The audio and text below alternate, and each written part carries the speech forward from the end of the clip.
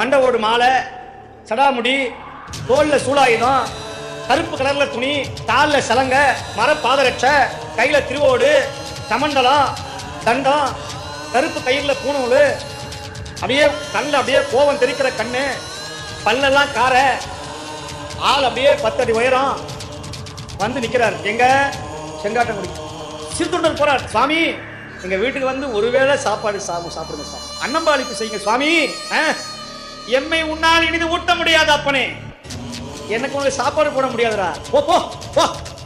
சுவாமி, நான் ஒரு நாளைக்கு ஒரு சிவனடியாருக்கு சாப்பாடு போடலன்னா என் உயிரை விட தவிர வேற ஒண்ணுமே. என்னுடைய கொள்கை ஒரு சிவனடியாருக்கு ஒருவேளை சோறு போடணும் சுவாமி. இன்னைக்கு எங்க வீட்டுல வந்து நீங்க அருமையான சாம்பார், ரசம், பொரியல், அப்பளம், வடை இல்லை. நான் என்ன சாம்பார் ரசம் சாப்பிடுவேனா? நான் சாப்பிடுவதெல்லாம் வேற சாமி. வேற என்ன வேணும்? நான் சாப்பிடுறது எப்ப தெரியுமா? 6 மாதம் ஒரு தடவை சாப்பிடுவேன். 6 மாதம் சாப்பிடுவேன். 6 மாதத்துக்கு ஒரு தடவை சாப்பிடுவேன். அடுத்த 6 மாதம், அப்ப ஆண்டுக்கு 2 தடவை சாப்பிடுவேன். இன்னைக்கு சாப்பிட வேண்டிய நாள் இன்னைக்கு வந்திருக்குது. உன்னால சாப்பாடு போட முடியாது திருத்தொண்டா, நீ போய்விடு, நீ போய்விடு என்று சொல்லுகிறான். யார்? பரமன். சுவாமி, முடியவே முடியாது, நீங்கள் எங்க வீட்டுக்கு வந்து சாப்பிடணும், நைவேத்தியம் செய்யணும், அமுது பண்ணணும். அப்படிங்கிறியா? அப்படியா? சரி, என்னால் உன்னை பரிந்து இனிது ஊட்ட முடியாது. முடியும். நீங்க என்ன சாப்பிடுவீங்க? நான் சாப்பிடுவதோ பசு மாமிசம். பசு மாமிசம். சாமி, எங்க வீட்டில் நிறைய மாடு இருக்கு, எருமை மாடு இருக்கு, ஆடு இருக்கு சாமி. வா. பசு என்றால் அந்த பசு அல்ல, நரப்பசு. நர என்றால் மனுஷன். நான் சாப்பிடுவது மனித மாமிசம். அப்பா சுவாமி, நீங்க காப்பாடுகிறா? ஆமா. நீ நினைக்கிற மாதிரி முருங்கைக்காயோ கத்திரிக்காயோ சாப்பிடுறது இல்ல, மனுஷன் எலும்பை சாப்பிடுவது. அது முடியுமா உன்னால்? ஓம் நம சிவாய. பெருமானே, செங்காட்டங்குடி பெருமானே, இதுவும் உன் சோதனையா? சரி சாமி, முடியும். சரி, நான் செய்யறேன். நில்லு நில்லு, எங்க போற? நில்லு, வா. சிறுத்தொண்டா, இங்கே வா. இன்னும் சொல்லி முடிக்கல, லிஸ்ட் நிறைய இருக்கு. நான் சாப்பிடக்கூடிய நரமாமிசமும் 5 வயது பிள்ளையாக இருக்கணும். 5 வயது குழந்தையாக இருக்கணும். அப்பா கேட்டுக்கோ. அந்த பிள்ளையும் குலத்துக்கு ஒரு மகனா இருக்கணும். அவனுக்கு தம்பியோ அண்ணனோ இருக்கக்கூடாது, தங்கையோ அக்காவோ இருக்கக்கூடாது. அவன் ஒரு பிள்ளையா இருக்கும் சுவாமி. அப்புறம் அவன் உடம்புல மச்சம், மருவு, அங்கஹீனம் எதுவும் இருக்கக்கூடாது. அவன் உடம்புல காயம் இருக்கக்கூடாது சுவாமி. அப்புறம் இன்னொன்னு கேளு, அந்த குழந்தையை நீ சமைக்கும் பொழுது அந்த குழந்தைய அழக்கூடாது சுவாமி. அப்புறம் அம்மா பிடிக்கணும், அப்பா அறுக்கணும். அதை நீங்களே சமையல் செய்து போடும். இதுவும் ஒரு சோதனையா? ஈசனே, சிவகாமி நேசனே, என்னையார் நடராஜனே, அப்பா இந்த சோதனை எனக்கு வரணுமா என்று நேரா அழுது கொண்டே சென்றார் சிறுத்தொண்ட நாயனார். தன் மனைவியிடம் சொன்னார், யாராவது இப்படி செய்வாங்களா? இல்லை இல்லை, இந்த அடியாருக்கு சாப்பாடு போடலன்னா நான் இப்பொழுதே நான் கழுத்தை அறுத்துக் கொள்வேன். என் கணவன் போனா என் பிள்ளை நானும் செத்து போவோம். அப்ப கணவனுக்காக இந்த தொண்டை செய்யணும்னு செய்யமணியே சீராளா, வீட்டுக்கு வாப்பா. அந்த குழந்தைய கையில எடுத்தா கூட தீட்டு வந்துருமோன்னு நினைச்சு தோல்ல எடுத்து கொண்டு வந்தாராம். இப்படி கோயிலுக்கு நேர்ந்து விட்ட ஆட்டை தொடாமல் வருவாங்களோ அந்த மாதிரி தோல்ல கொண்டு வந்தாராம் சிறுத்தொண்டை. கொண்டு வந்து மஞ்சள் நீரிலே குளிப்பாட்டி, சடை பின்னி, மல்லிகைப்பூ சுட்டி, தண்ணிலே மையிட்டு, மார்பிலே சந்தனம் தடவி, நெற்றியிலே திலகமிட்டு, பாலூட்டி, தாயார் மடியிலே படுக்க வைத்து, அன்னை திருவெண்காட்டு நங்கை கற்பின் மாதரசி அண்ணா குலத்துக்கு ஒரு மகனை, தன் 10 வயது 10 மாத வயது பெற்றெடுத்த அந்த மகனை சைவத்திற்காக, சிவபெருமானுக்காக தாலாட்டி தொடையிலே படுக்க வைத்து, சீராளா என் கண்மணியே, சீராளா என் கண்மணியே, சீராளா என் கண்மணியே, அடியாருக்கு ஒருவேளை உணவளிக்கணும் அப்பா என்று சொன்ன இந்த குழந்தை சிரித்தது. அப்படியா அம்மா, அடியாருக்கு சாப்பாடு செய்ய போறீங்களா என்று சொல்ல சிறுத்தொண்ட நாயனார் மனதை கல்லாக்கினார். கத்தியை எடுத்தார்.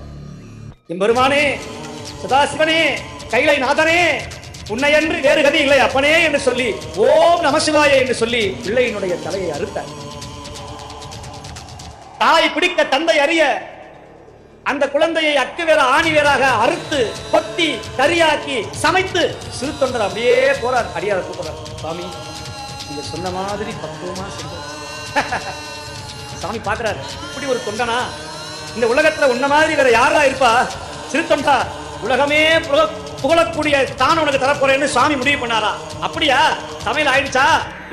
வர ஓ என்று சொல்ல அப்படியே ஜலங்கை ஒலிக்க நடந்து வந்தாராம். ஊரே பயந்து நின்றதான். அப்படியே கண்ணில் கோபம், சூலாயுதம் ஏந்தி வராரு சாமி.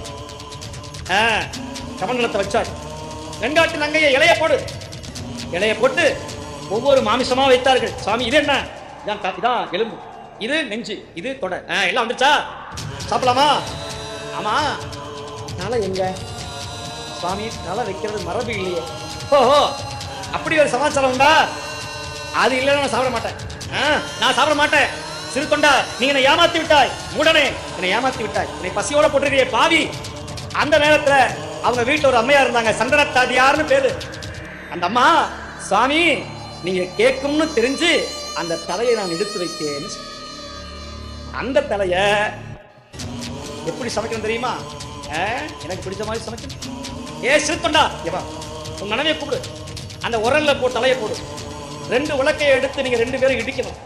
இடிச்சு அதை சாராக்கி அதை ரசம் கொண்டு வா என்று சொல்ல அந்த தலையை போட்டு இடிக்கிறார்கள்.